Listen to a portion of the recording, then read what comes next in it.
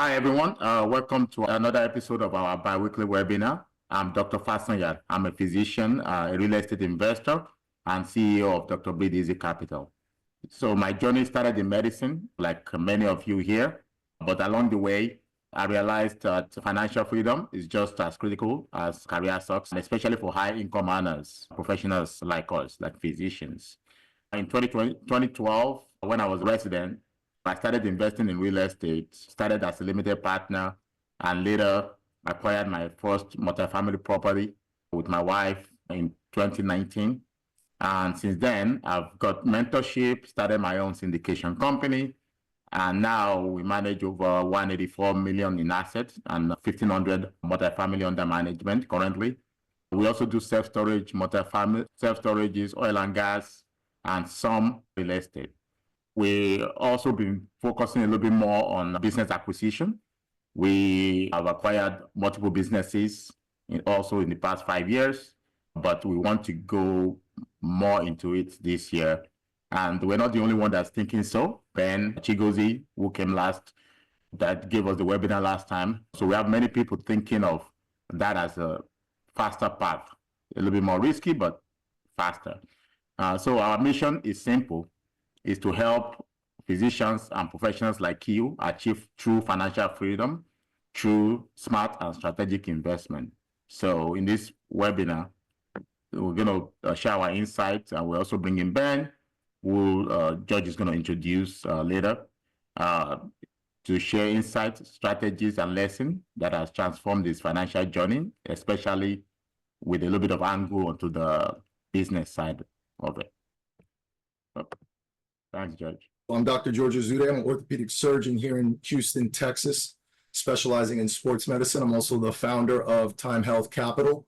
It's a real asset syndication firm dedicated to helping physicians to reach financial freedom through real asset investing. And like many of you, I started my career focused on medicine, believing that the financial security would naturally come.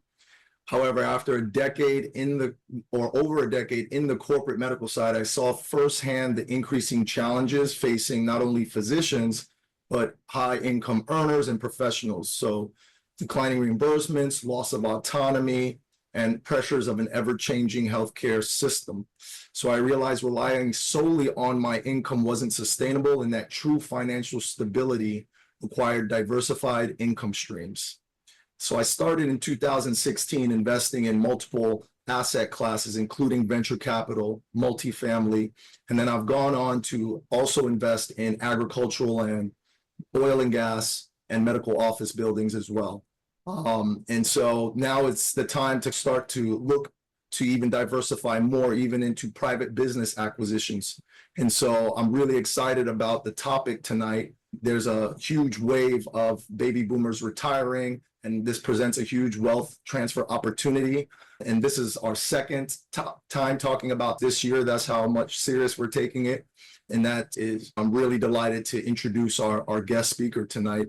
He's a dynamic entrepreneur, seasoned real estate investor with over 15 years of experience in both the IT and real estate industries. He's a managing partner of Disrupt Equity, also a host of the M&A podcast. And this is Ben Suttles. He's played a key role in driving acquisitions and asset management, helping his firm successfully acquire and manage over 5,000 units, over 800 million in assets under management across Georgia, Texas, and Florida. I know this is just a high-level overview, so I definitely want to let Ben take the mic here and give us any additional color before we jump into the topic tonight. Welcome, Ben. No, thanks, George and Bio, for the invite, and hopefully I can add some value tonight. But George, you did a great job. To add, obviously, I can talk to a couple different subjects that I've already been brought up, right? Which is the M&A, kind of acquiring businesses, mature businesses, which is going to be the main focus. But we really cut our teeth on the commercial real estate side of multifamily. And we started a company called Disrupt Equity, and that's kind of part of the bio there. Bought and sold almost 7,500 units, currently have about 5,500. Like I said, about 800 million in assets under management. But a few years ago, about COVID, right? Obviously, a lot of challenging times. We were all working from the house for the most part. You guys were in the hospital. You guys were on the front lines, and I always appreciate that. But us other folks were bored at the house trying to figure out, what's the world going to look like? What are we going to do?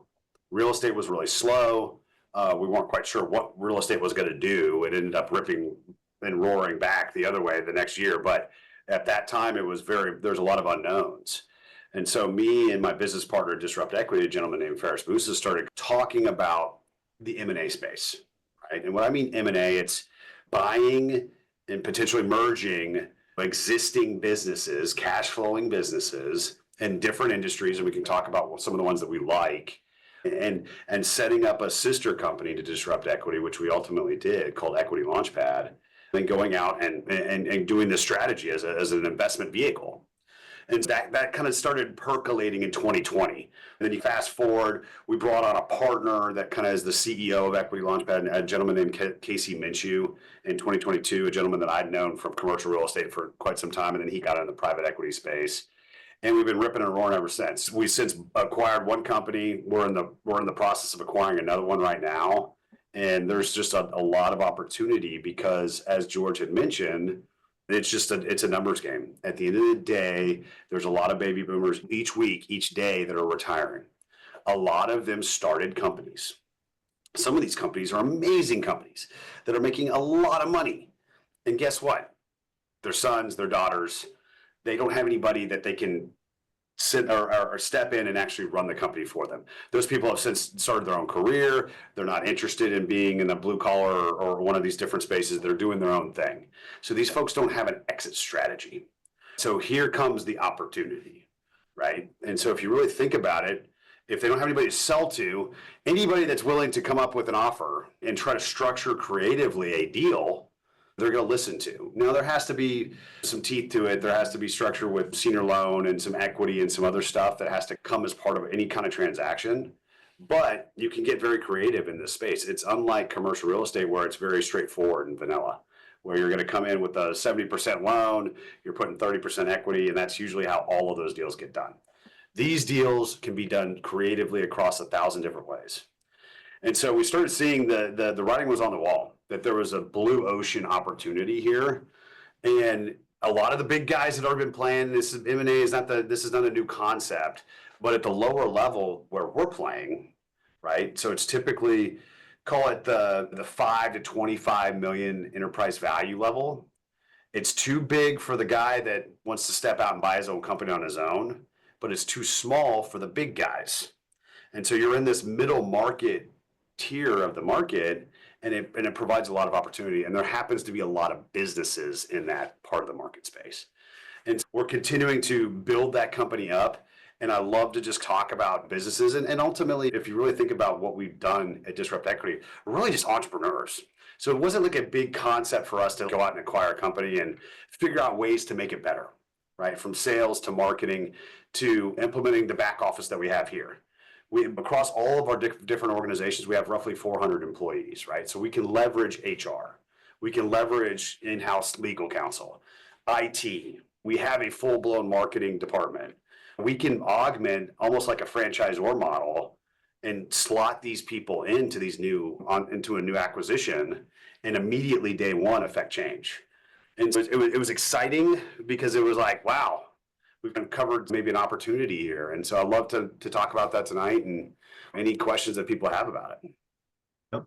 Perfect. And we remind folks here, if you have questions, feel free to leave them in the chat box, or you can raise your hand. You're certainly welcome to come off mute and ask any questions you may have. So just jumping right into it, I have a question because you mentioned how you originally started thinking about this during the pandemic. And I know a lot has changed since then. Acquiring a business over the last 4 years is probably going to look different than acquiring a business for the next 4 years. There's a lot of change going on. I'm alluding to the uncertainty, right? How has that changed? How have things like the economy and potential of tariffs change your approach to evaluating these deals? Politics aside, I'm not gonna weigh into that too much, but yeah, obviously you have to keep an eye to the ground. And as a real estate guy, I'm always looking at the news, what's happening, what's the Fed doing, what is the administration doing, all of those things. So I keep a beat on that and I saw something in the chat asking like which industries fall within that bracket. And the way that, if I could take a step back, the way that these are valued is on EBITDA. And so just think of it as almost the profit, right? And then you apply a multiple to it. That determines what the enterprise value of that business is. So let's say that this plumbing company is making $1 million. And plumbing companies usually fetch about a 6 to 8x, but let's call it 6. That means that plumbing company is worth $6 million. So it falls within that band. And the other thing that we're trying to do at Equity Launchpad is we're going after boring, blue collar, recession resistant businesses. So think things like HVAC, which is essentially home services. We love the healthcare space. Again, yes, there's a lot, and you guys as doctors are going to test this better than I could, but there's a lot of change in that market, but people still need healthcare. And so it's a great space. We love manufacturing, right? Even before this administration got in, which I think is going to spurn a lot more manufacturing, we like the manufacturing space, right? We like the hard metals and some of the, not necessarily oil and gas related stuff, but think steel, think chrome, think these other metals that we can produce here that would be obviously somewhat unsensitized to tariffs that would have to be imported, like here's things that have to be imported, right? Where we're producing them here stateside. And so there's these kind of gritty, dirty, we're also in the water treatment facilities. So think wastewater, all of those things that like people are like, wow, that's a business. Yeah, it's not only a business, but it's a profitable business. And it's a moated business because there's not a lot of people that want to go create a wastewater facility company and go dig through wastewater, right? But there is guys here in Texas that have built incredible businesses and they're feeding into different pockets that are growing in Texas. And guess what? You need that everywhere. It's utility. And so we try to focus attention on industries that we think are going to grow over the next decade, that are going to be somewhat recession, and nothing is 100% recession proof. You think about the HVAC or the plumber or the electrician, guess what? 12 o'clock at night, your toilet explodes, you're going to pay the plumber. He has pricing power over you at that point. And you're always going to have that problem. I think those types of industries that are always going to be around is something important versus software that can be uprooted or somebody can come along with a new technology. That seems a little too risky for us. We're, again, vanilla guys, simple guys. I'm not looking for anything too technical. And those are the types of industries that we're looking for. And is that going to be uprooted or upended, because of the new administration? We're trying to minimize that based on those industries that we're looking at. Totally makes sense. I was recently looking at an acquisition of a e-commerce company, and they mainly just drop shipped from China. And I was looking at that last year, and obviously this year that could go either way now. I'm not saying it's gonna face insurmountable headwinds or not, but there's something to consider there, right? And like you said, like you mentioned, focusing on things that are more resilient, service-based. That makes sense. Yep. So there's another question. Is there a minimum EBITDA you typically have that makes sense with these deals? Usually for us, it's $1 million. That's why I use that example, because most stuff in our space is going to be probably on a 3 to 5x multiple. So that kind of puts us within the enterprise value that we're looking for. Now, that's not to say that there might not be a strategic buy, or maybe it's just an incredible deal. I mean, me and Ferris are very opportunistic buyers. So if we find an incredible deal, we're just going to buy it, regardless. There has to be some level of EBITDA because it has to support itself. But that's typically the threshold or the cutoff line. Anything below that, we'll probably pass on. And then again, there's probably upper bands of probably 10 to 15 million in EBITDA that we would probably tap out at. And then again, it just depends on the industry and what multiple it's going to be valued at as to where that's going to fall between the 10 and the $15 million mark.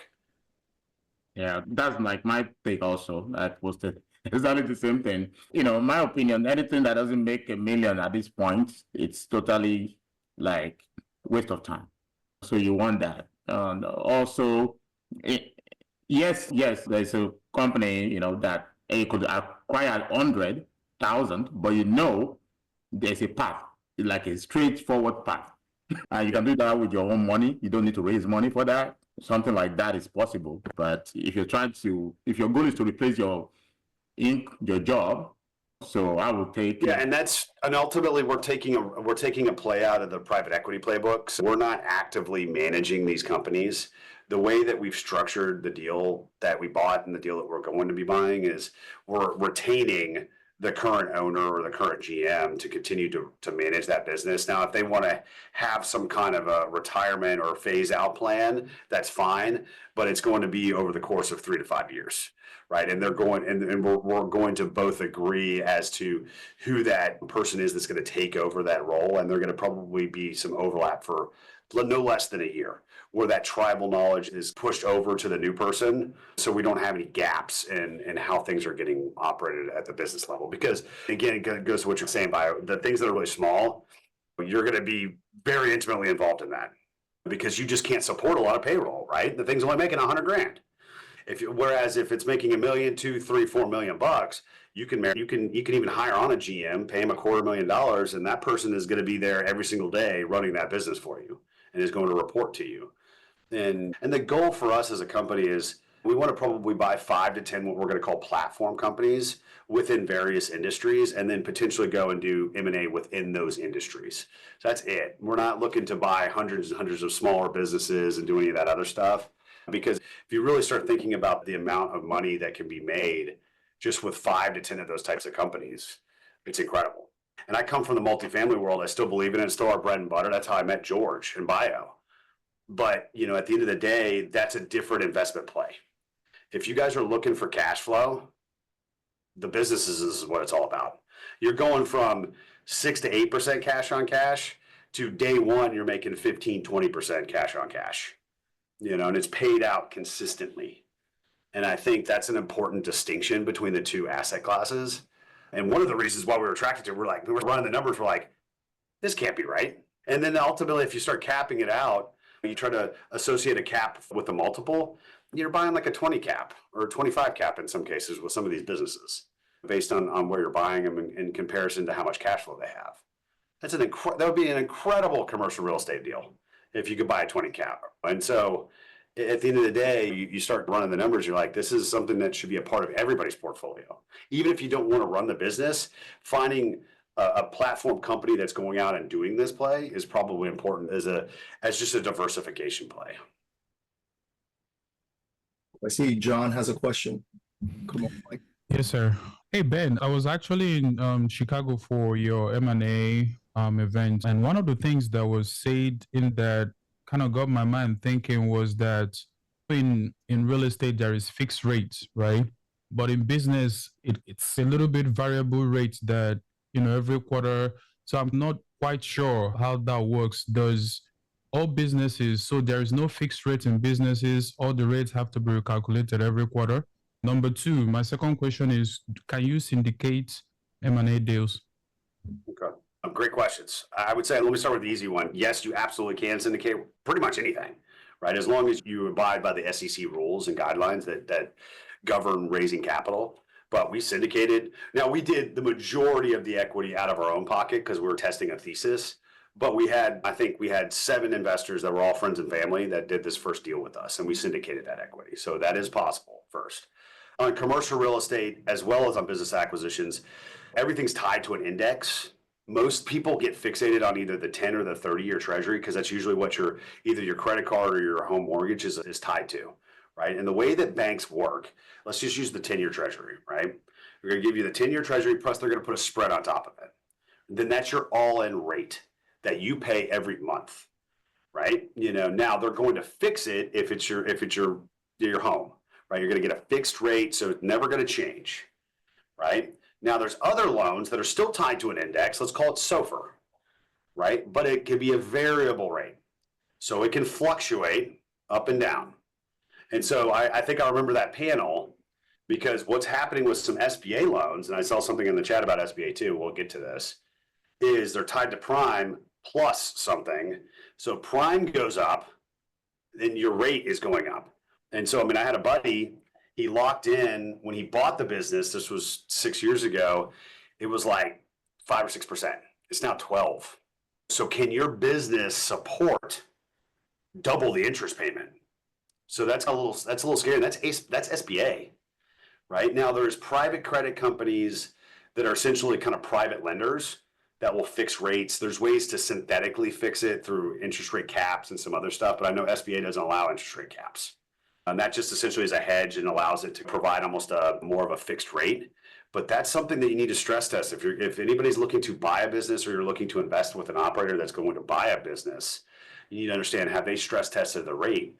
Because right now, meaning again, being a real estate guy too, rates are probably going to stay elevated for the next kind of 1 to 2 years. I just don't see them coming down. They just can't. There's inflation is still percolating, and we're not really quite sure how the administration's new strategies are really going to affect that. It could make inflation explode. And in that case, rates might pop even higher, or the Fed might have to say, instead of reducing rates, we're going to have to hike rates. And so just take that all into consideration, right? But that's how it's based, right? It's based off of one of these indexes, prime, SOFR, 10 or 30 year. Then the lender is applying a spread, which is what they make. That's how they make their money. And then it's just usually just going to toggle around, depending on where the rate is every month. And they'll recalculate it every single month. It's not even every quarter, it's every month that your rate can change. Okay, I see another Good question. questions, John. Do you typically go for asset sales or stock sales, considering you like to retain the owner? I like asset sales. The reason that I like them is that I can get better debt on them. Stock sales is hard to collateralize that, and so you don't have as many lending options. But not everybody is going to have a bunch of equipment, trucks, and stuff that you can collateralize. But I think it's also a discussion with the business owner too. What do they want to do? What kind of tax implications do they have? Because I know there's different tax implications between a stock and an asset sale. And there's various creative strategies that you can do with one or the other. I wouldn't say that I'm tied to one because of what the owner wants to do. Obviously, I'm taking that as a decision in my decision-making process. But I would say if I had an opportunity to pick one or the other, it's always asset, just because I can collateralize it or I have more debt options.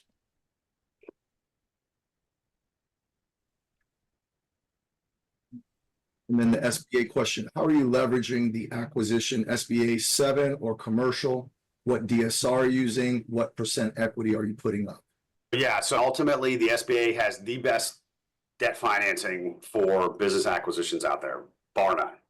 But it gets capped out. I think it's either at 5 million or 7. I think it might be able to go up to 7.5 in certain circumstances. And you can get up to 90% financing, right? The problem that I have with it is, again, it's tied to prime, not great. But the bigger problem is the personal guarantee. If anybody's ever had an SBA loan, you got to pay that thing off. That's staying with you. Nobody's ever going to just waive that. It's always going to be with you, and they can personally come after you if they feel they need to. Now, typically they're going to restructure it. The SBA doesn't want a bunch of defaults, and they don't want to come after the lowly business owner all that much, but they still have that hanging over you. And the other problem with the SBA too, you can only do so many of these. I think you can have up to, it's either 5 or up to 10 SBA loans. But to the second part of that question, how much equity are we putting up?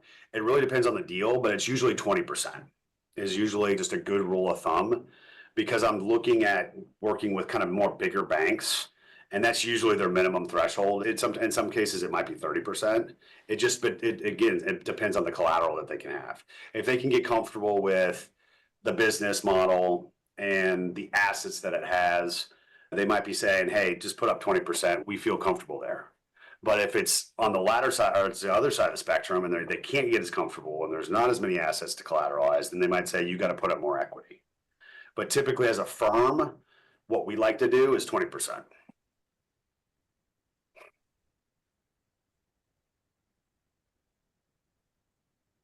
And Uche made a comment, lenders with good capital market exposure can recapitalize to get a fixed rate where they sell a floating note and pass on the discount to you. There's 1,000 different financial products out there, so I don't want anybody to feel like I'm an expert or passing that off as that's how it is. There's definitely lenders out there that will fix a rate or synthetically fix a rate. Just the majority of that is typically some kind of a variable thing.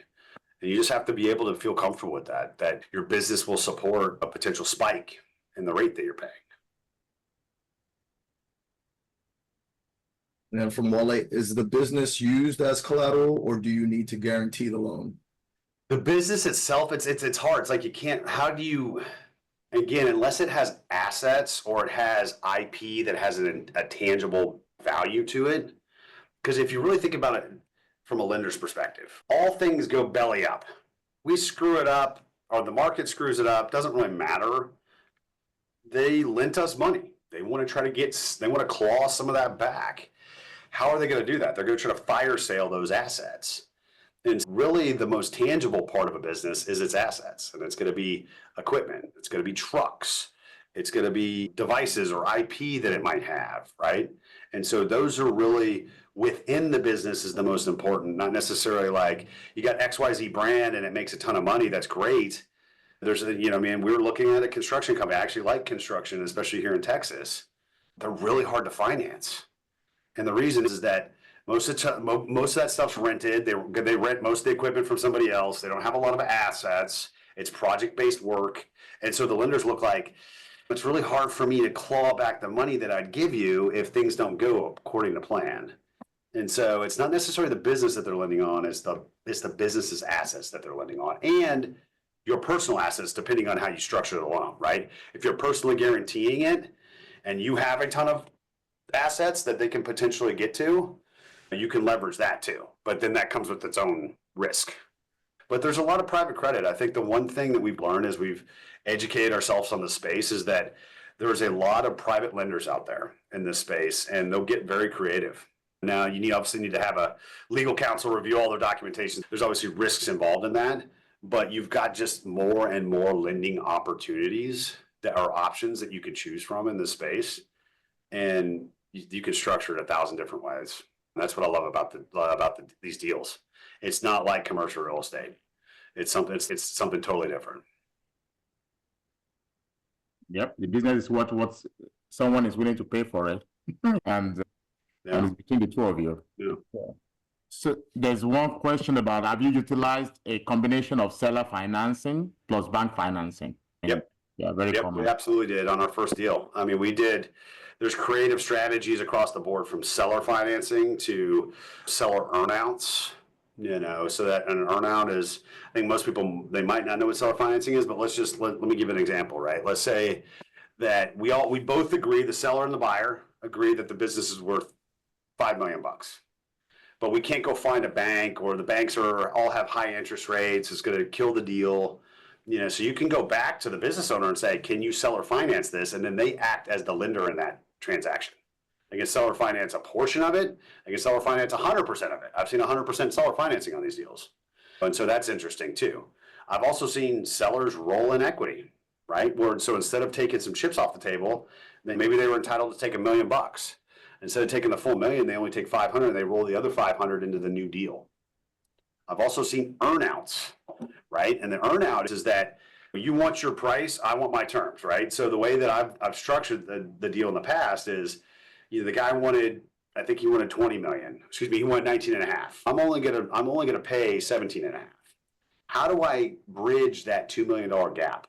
Gary, who ended up being the seller, if you believe so much in your company, if we hit these EBITDA thresholds over the next 5 years, I'll pay you out on earnout, right? So we hit 3.5, you get $250,000. We hit 4, you're going to get 500 grand. We hit 4.5, you're going to get 750, until we bridge that $2 million delta between what he was wanting and what I wanted to pay for it. And I love the earnout concept. That is, and we've been at different conferences, the ones that we host and then other ones, and people are getting deals done by earnouts. But obviously there's some risks there. You have to structure it properly, but that's another creative strategy that we've seen that people like. And that's just telling the business owner, hey, put your money where your mouth is. You believe in the longevity of your company. You believe that you built something great that's going to last. All right, I'll pay you out once we get there. Skin in the game. They can also help out, right? So they can also help guide the company more. Come on, guys, we need to do better. Yeah, because they're incentivized to grow it, right? Yeah. Because if they grow it and they hit that threshold, then then it unlocks more money for them. Yeah. And so that gets alignment of interest, I'd say. So someone is asking, what exactly are you selling to investor? when you syndicate this type of deal, are you allowed to do pref return? Basically, tell us how a sample deal looks like. We understand the multifamily in terms of pref return, AR, IR. So tell us, how does this work? Yeah, so typical, you can structure it any way you want. There's definitely a preferred return that you can provide, or you don't have to do a preferred return. You can have a split with your LPs. I've also seen people where they just do a straight kind of preferred return, and then they get some kind of an equity kicker on the back end too. Typically, the way that we structure our deals is 70-30, 70 to the investors, 30 to us. There's typically a preferred return, call it 8%. So the investors get their first 8. Then from there, we're splitting 70-30. And then again, at the back end, it gets split 70-30 whenever we go to sell or refinance. But I've seen them create, that's really where you can have some similarities with commercial real estate. You can do a myriad of different ways, carve it up, but that's a pretty typical strategy is you have a split over preferred return, and then there could be something different on the back end too, but that's usually what it is. And I think there's not as much maybe depreciation that you can capture versus a commercial real estate deal, and that's one thing to take into consideration. There's different tax benefits of buying a business, and so just take that into consideration. We also did a C Corp. So these are dividends versus distributions, and you get a 1099 versus a K1 for a partnership, which is usually what you get in a commercial real estate deal. So I encourage anybody that has questions about that, reach out to a local attorney or your CPA to ask more questions about that. But there's definitely some differences there with how people can structure these. What about the cash out refinance aspect that we're familiar with on the? There's definitely possibilities to do that. Say you bought it with SBA, but you grew it tremendously. Now you want to cash out, but SBA only gives you a certain amount of loan dollars, right? It caps out, let's just call it $5 million, it caps out at 5. You go find a private credit company that says, okay, I'll do that deal. They cash you out, and now you're with that refinance, or now you're refinanced with that lender, and they pay off the SBA loan for you. It's the same concept. Do the terms look a lot different from the more traditional financing options? Again, there are so many, and really in the commercial real estate, there's a lot of lending options too. But yeah, I would say that it varies across the spectrum. You really need to do your due diligence in terms of what the term sheet says and what your personal liability could be, what your rate's going to be. All of those things need to be vetted and reviewed. But hopefully you would be refinancing into a better loan. But some people are just looking for cash out. But I think all lenders these days, they're doing less and less of the cash out. So just everybody take that into consideration. It doesn't matter if it's on the M&A side or on the commercial real estate side. I think everybody's wanting everybody to keep as much chips on the table as they can, just as another way to continue to have some skin in the game. I got a question about returns. So I know we also try to do business. I have a partner who does business acquisition a lot. And we always believe the return should be much, much better. So in terms of the risk, no matter how you slice it, the business is riskier. Using 8% cash on cash, to me, even as a pref return, maybe just as a pref, seems low. So what can I say, after the 3 to 5 years, what is the multiple that you're offering to investors in general? Because I'm trying to figure out how to even structure some of this too, because I mean, you could probably get at 10x on your side. I know you're 70-30, but the thing is, you have to at least assume something. So what is usually your assumption? And that's just a typical, we actually did a 15 pref on the first business acquisition. So I want to let people know that it can range. Okay. There's a big range there. Okay. And that's the business could support it, and it paid it day one, and it's been paying it. So that's what I love about these things, right? There is a long historical trend of cash flows that you could really say, hey, this business makes this money. That's just how it is. And what kind of returns people can expect? I would say you're north of a 20 IRR, whereas your typical commercial real estate deal is probably 15 to 17. But you're probably looking at, if we're looking at equity multiples, you're probably 2-3x in your money in 5 years, minimum. It could be sometimes a lot more than that. And some of these businesses, I'm tapering expectations because I don't want to anchor anybody's expectations of what future deals could look like. But we've underwritten deals that are 40-50% IRR. And so there is some significant upside on some of these deals, and that's being very conservative on them too.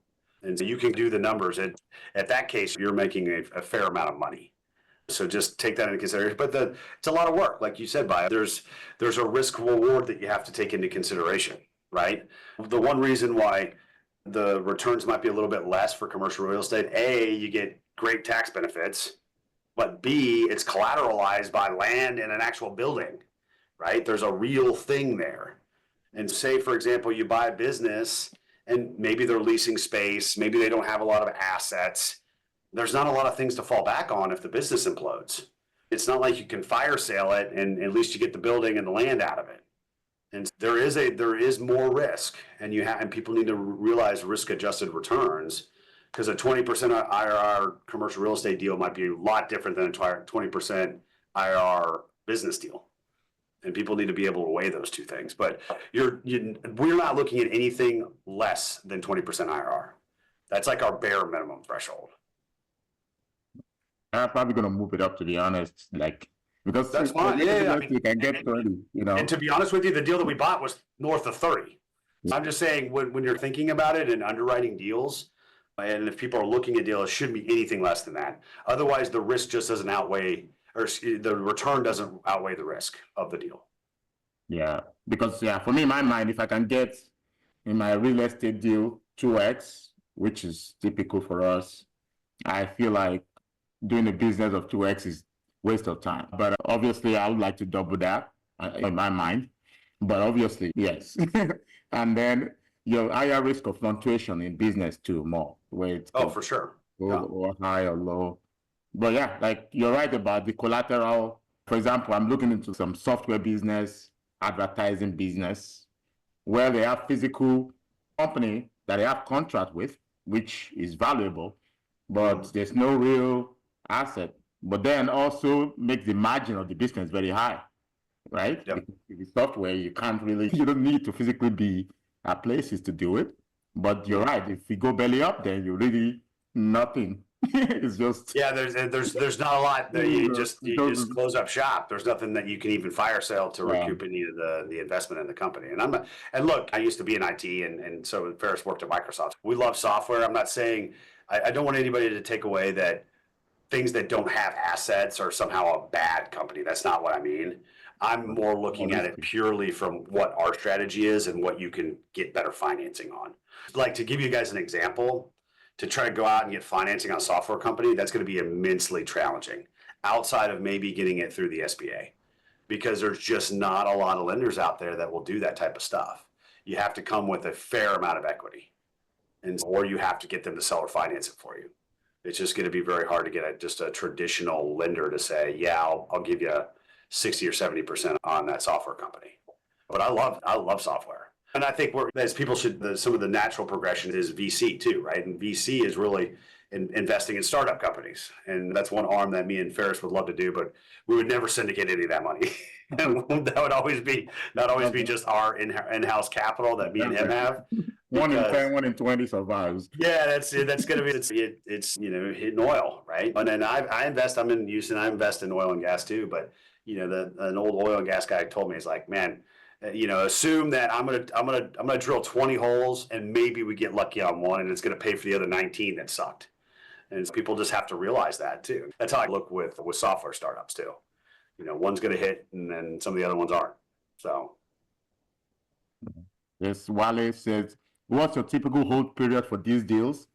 5 years, or do you anchor around a target exit multiple and IRR? I think you answered already. Yeah, typically, north of 20, equity multiple, definitely north of 2. And I think I'd like to be out in 5 years. Now, there's going to be some companies where, they could potentially be evergreen. I look at it like this, like if it's producing 15, 20% cash on cash year in and year out, I don't know if I want to give that up. And we're not part of a fund structure where I have some finite amount of time that I have to give the money back to everybody. Ultimately that would be upfront and disclosed to people that want to ride along with us. But to be honest with you, and this is really the same thing with commercial real estate, if I could hold on all of my stuff for long term, I would, because I know that over the course of enough time in commercial real estate, it always comes back. But same thing with these businesses. I'd say typical deal size or deal term is probably 5, but there could be forever. If it's making money, why not? Yeah, I have a question and then then get to John. So there's actually a business now. One of the things we're talking about is when to exit. So there are some businesses, it's not just about, even though it's making a lot of money, but it's just a matter of how far you want to expand. So, and also how much work is starting to become. Even though you're not superly active, you sit on the board of director, obviously. Yes. So I sit on board of director, but we've expanded to all the states surrounding us. So then to go to another state, more not just adjacent to, more extra, it takes significant more effort. And at that point, it's time to sell, and that's a certain multiple. So it just depends, because then it's going to become almost solely what you do. You won't be able to buy those 5. It's going to consume more energy than the rest. And it really depends on what people want to do. If you want it to be more passive, definitely try to get involved with the more established businesses that are self-running, can afford a GM or a president that runs its day-to-day operations, or invest in a firm that's buying businesses so you don't have to do it day to day. But I do agree with you, Bio. You're going to get to a saturation point. People just have to realize that even at a passive level, I remember coming across somebody that had 75 multifamily investments. And he had a team of 2 people helping him manage these and asset manage and all this, because that turns into its own thing. You got so many K1s and so many things that are happening and deals that you got to keep up with. It becomes its own job. And so people need to realize that too. Before we get to John's question, I see Goke had another one. Is the earn out concept same as the forgivable seller note? A forgivable seller note. I don't even know I've heard that, but I don't know exactly what that means. So I don't want to opine on something that I'm not 100% familiar on. Okay, if you have more color on that, you can come off mute and feel free to tease that out. Yeah. So what I've heard about the forgivable seller note is just like a typical seller note, but you defer payment up to 2 years, and it's based on historical performance. Will the business be able to hit a particular EBITDA, or will the contract be cancelled? Typical things like that. If that happens, then you don't have to pay the seller that seller note. I think it's 2 different concepts. That's part of, and you have a similar concept in commercial real estate, right? Where there could be some forbearance, or there could be, actually, no, commercial real estate's a bad example. Let's take your example and say you baked into the seller financing deal with the business owner that if it fell below $1 million in EBITDA for 1 quarter, that you could defer your monthly interest payments to that gentleman until it gets back up to $1 million or above. Right? There's definitely some of that. Now, does that seller note get reduced, or is those payments just deferred, or do they go away? I think all of that is negotiable, but that's a different concept than the earnout. The earnout is additional money that the seller could make if certain thresholds get hit. So it's almost like the other side of the spectrum. Like one side's what happens if things are really bad or have deteriorated. The other side of the spectrum is what would the potential seller or the business owner get if things go really well? And so I think it's 2 different things. And it would all be part of a loan agreement or a seller financing agreement that you have with the business owner itself. And all those terms would be negotiated. But that's a good one to actually have, because I've heard horror stories of people buying companies, then the thing tanks for whatever reason, like you had mentioned the example, a contract goes away, or your best sales guy leaves because he doesn't like the new boss, and then the business goes sideways, and then you're stuck paying the business owner for a business that's no longer worth the same amount. I think that's actually a good way to negotiate, because that protects your downside and allows there to be some kind of forbearance or deferral of interest payments if things are going sideways at the business level. Good question. Yeah. John? Okay. Ben, how do you find off-market deals? And also, apart from biz, buy, sell, what other means do you use to find deals? Yeah, and we invested speaking of startups, we're invested in a company called Dealonomy, and they're coming out with a pretty cool concept where there's going to be a lot of businesses available. And it's not going to be like the biz, buy, sell concept. It's going to be more business owner centric and trying to get good companies to put their businesses on there. But a lot of stuff comes from relationships. Like that first deal that I talked about, like that was from, it was a health insurance broker that Casey knew the lawyer of the guy that was, and he was representing the business owner. So a lot of this is just word of mouth, especially when you're talking about some of the bigger stuff, and or you've got investment bankers. But really, if you think about it, the best way to find off-market deals is the people that are dealing with the business owners, right? Think about the health insurance guy. He's selling to the C-suite, right? He's going to know that this guy might be wanting to sell his company. And if you take care of him on a referral fee or something, or you promise that you're going to continue to use him as health insurance, they'll give you those leads. Think about CPAs that focus a lot of their business on business owners. Think about attorneys that work with business owners, right? Think about financial advisors that work with business owners. All of those guys and gals are going to know if somebody wants to sell their company. And so now they're not always going to give up that information, but those are good people to befriend, because I think that's where you're going to find the great deals. There's also strategies, especially depending on the size of the business, of just picking up the phone and calling business owners. Just saying, hey, I'm looking for a platform company in your industry. We came across your business. I'd love to just explore opportunities to buy you. And just getting on the phone, having conversations is going to be very repetitious, but that's another way to do it. And then there's business brokers, and we've seen deals from those guys too. And I'm not saying that they're bad or anything. It's just that's another avenue, but they're not going to be quote unquote off market deals. Those are going to be more brokered. There's going to be a lot of eyes on them. It could, in some cases, it could be a competitive process because there could be multiple offers on it. I'd say go with the financial advisors, lawyers, CPAs, health insurance guys. I think that's the best way to do it. And I think that's a good strategy. And you're just going to have to find out where those people are and start networking with them. And put the word out there. Like now, we get people better for worse. You're going to get some stupid bad deals too. Yeah. You're going to have to weed through a lot. They're not all going to be good. Trust me. I think 99 out of 100 are going to be bad. but don't reach out now. People reach out, just be like, hey, I heard you're a business guy, randomly. And then just talk about it and saying, oh, my dad is sick and I live in California.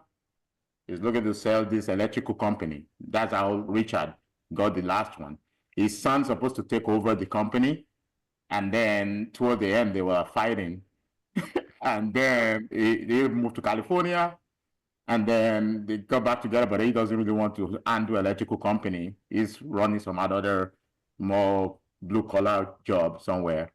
And in that case, it's a good company being built for over 40 years.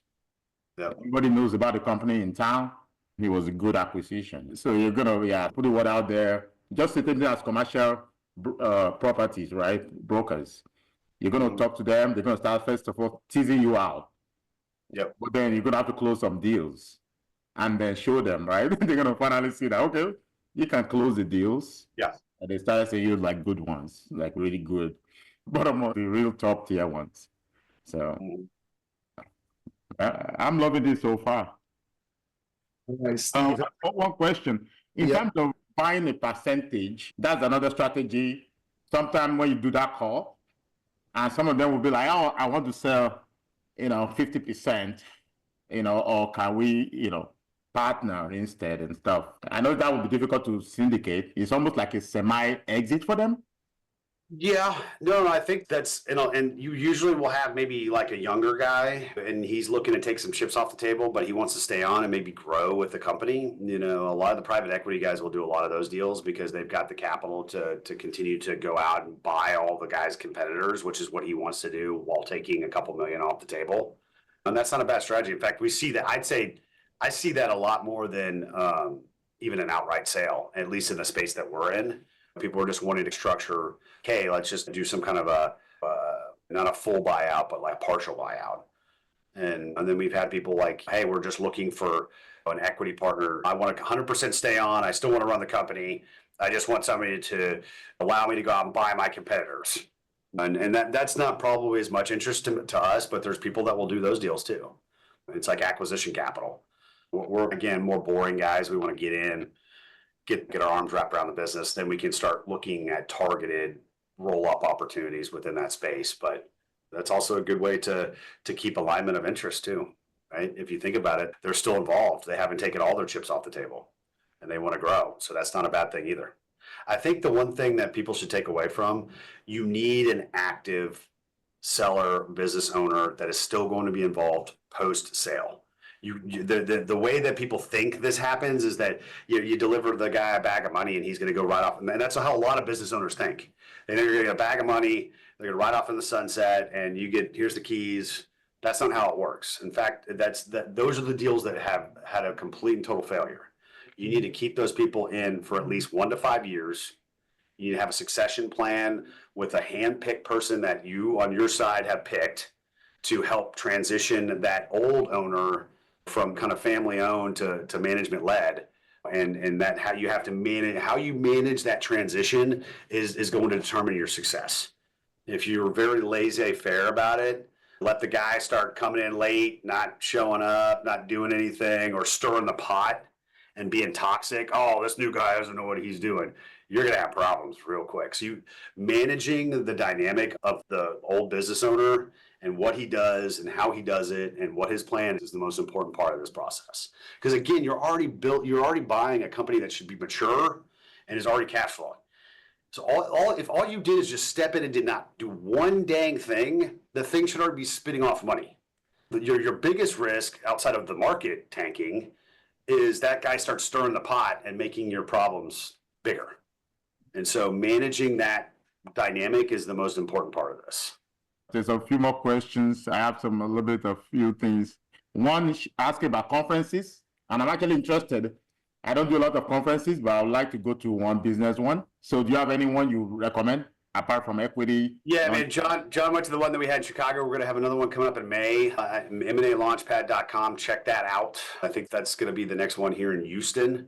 We'll have probably 300 or 400 people out there. We're going to have some great panels, some great keynote speakers. We're going to have Walker Dybel, who wrote the book on business acquisition. He's a great guy, great speaker. And it's going to be for people that have never done this, don't know anything about it, to people that are a little bit more sophisticated in the space. There's not a lot of conferences, to believe it or not. And that's the reason why we created one. There's a few.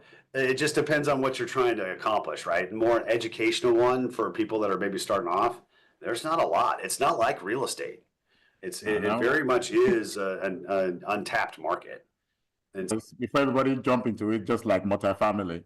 Well, you want to get in now, right? Because this is like, I equate this to multifamily was in 2012, right? Where it started really becoming popular. So if you can get in now, you got a good 5 to 10 years where you can make some real money. Yeah. What the problem with that, what you just talked about, the conference is, I don't really want to learn how to do the business now at this point. I want to meet CPA brokers. Any conference like that where there's going to be more of the melting pot is what I want. Yeah, I wish I knew. I think it's all about getting out and networking, going to just business-centric events, meeting these other guys, or maybe just doing some research online and finding out firms that represent business owners and trying to develop a relationship there. I wish I had a good forum or a good event or conference that I could suggest. I just really don't. I'm assuming that there definitely is one, especially in those more established. There's definitely going to be a CPA for a business owner conference somewhere. I just don't know what that is. Yeah. I was going to say that all these trades have their own line of conferences and professional societies. For sure. It just might mean more work because you have to go to each of the individual ones if you want to meet just the CPAs or just the brokers. Yeah. But they all have their trade societies. Maybe in the future, we will have to create one with everybody because I feel like that would be very awesome. John, you can create the one where you bring them all in one space. That's true. A question about percentage equity you want to allocate to the owner. I've done up to 35% on one of mine. Also, I don't think there's a particular percentage, but you have to have enough skin in the game. If you put 2%, it might not be enough for them to take it seriously. So I'll let Ben. No, I think, again, I don't think there's necessarily a right or wrong. It's the more the better. I think you want to have alignment of interest, skin in the game, but I'd say there's not necessarily right or wrong. That's what I love about this business. You could structure it 1,000 different ways. Again, you want to make sure that business owner is ready to continue to work day one of your takeover. And so however you can get that alignment of interest, that's important. There was a earlier question by Steve. With your real estate background and expertise, have you ever considered or targeted properties that are owner occupied? For example, medical, and then spin off either the property or the business. Usually want to hold the business. I'd spin off the property for sure. And you can also do what's called a lease buyback. People look into that. That's a whole strategy that you can use the equity and the actual property to help with buying the OpEx or the operating business. And so people should look into that. That's a strategy that a lot of the big boys will use. But typically I want to not commingle them. I want to have even if it's we own the warehouse here and we own the operating companies out of here. I don't really want to, because I want to have the flexibility that in the future I might want to sell the warehouse and then just lease it back from the new owner. So having some freedom to do that structure is probably best when you're buying the company. So a lot of these companies are going to have, they are going to have office space, or they're going to have warehouse space or manufacturing space, and that stuff's worth money. And so, that's a way to potentially structure a deal creatively. Depending on what kind of real estate they have. We see that a lot in the medical space. Oh, absolutely. I love that play. I do that all day long. And I know Steve's in medical retail as well, and medical, so I know where that question's. I love, and because the best of all, I love healthcare and I love medical offices. So, yeah. I do that deal every day. Yep. Cool. We're 7 minutes past the hour. If anyone has any other questions, please feel free to just put them in the chat, come off mute. Oh, Wale has his hand up. We'll take that as the last question so we can be just respectful of everyone's time. Go ahead. Thanks so much, Ben. I just had a quick question. So can you just walk through a hypothetical deal of how you would structure that owner's percentage? So assuming you have a business, you're buying 5 million, what percentage, and you're bringing about 20% to $1 million. Are you saying that you allocate 200,000 to that owner to keep them running that business for 2 years? I'm trying to understand how that actually materializes from a 1 to 2 year period. Yeah, let's use a $5 million company. Yeah. Let's say I get, man, I'm gonna have to get it's too late to do math all in my head here, so just bear with me. We can just simplify it. But I'll do real world numbers. Say $5 million. I get a lender to give me 70%, right? That means I have to bring $3.5 million to the table, right? And I'm going to tell Mr. Business Owner, I don't have $3.5 million. Why don't you seller finance me 2.5, right? And I'll bring the other $1 million in cash. So I'm giving him $1 million day one. He's seller financing, almost call it a second note, right behind the senior lender, that 2.5, terms to be negotiated. And then on top of that, if that business owner stays on as running the company, he's entitled to a salary, right? So then he's going to get whatever, $250,000 a year, right? And you build all of these costs and all of these expenses into your pro forma, right? So that would be the way that you would do it. But again, you can structure, those numbers were just me throwing that out. You can structure it 1,000 different ways within that bucket. But you could say, hey, I don't have $1 million. You're going to have to seller finance the whole thing. And as long as your senior lender is good with that, I don't know if they would be, they probably want you to have some skin in the game, then why wouldn't you do it that way? Okay. But yeah, remember the business owner is still entitled to a salary because they're still running the business. Okay. Thanks for clarifying. I was trying to understand how you keep that business owner incentivized, because sometimes the salary may not necessarily be enough. I think the example you gave with the seller financing note is a way to keep them closely correlated to that EBITDA to ensure that they want to grow that business. Because if you're paying someone $250,000, that might just be good knowing that they've already taken most of the money off the table. But in that case, they only took $1 million. They're given, if the business tanks, they lose that 2.5, right? Yeah. So that's how you keep your clause in them. Is hey, you keep me humming here. We keep growing the business, and now eventually I'm going to get to a point where I'm going to refinance you out, and then I'm going to pay your $2.5 million out. Okay, that makes sense. That's how you keep them aligned. Okay, thanks for that example. No worries. Good question. Ben, what about when they want to keep a certain percentage equity? Also, I think that's negotiable. If they want to say, hey, I want to retain 20% ownership, okay, then it goes back to that earlier example where you're not really doing a full buyout, you're doing a partial buyout. And that's not necessarily a bad thing either. Again, that maybe shows alignment of interest, that shows that they believe in the upside of the business. I don't see that necessarily as a negative. Yeah, I see that a lot more. I'm not able to get rid of them completely for some reason. But again, if you think about it, you don't necessarily want to, at least not day one. Eventually, I want them out, right? Because we want to affect change in a certain way, and we don't want them clouding everybody's judgment about our decisions. But at least initially, until you get your arms wrapped around it and you can establish those relationships, you want that business owner involved. So cool. No, I appreciate it, guys. Hopefully everybody got some value out of tonight. I think so. Absolutely. Yep, great engagement. Thank you, everybody. Thanks, Ben, for coming on. And let everyone know where they can find you if they wanted to ask more questions, Ben. Yeah, check us out, www.equity-launchpad.com, or you can check us out at www.disruptequity.com. That's our commercial real estate firm. Love to talk shop. Feel free to reach out to us, and hope to hear from some folks. Awesome. Also, actually, by the way, George, you forget to mention that I know. you have a few deals with them already. No, yeah. So yeah, Ben and I've known him for 6 years now. I've done 3 deals with him, one as an LP and one as a co-general partner, and this last one with Bio as co-general partners. We definitely appreciate this relationship. Like he said, it's a relationship business. Awesome. Very awesome. Thanks, guys. Well, take care. Bye, everyone. Thanks All for right, coming. everybody have a good evening. Bye. Thank you, everyone. Appreciate it. Bye, Ben.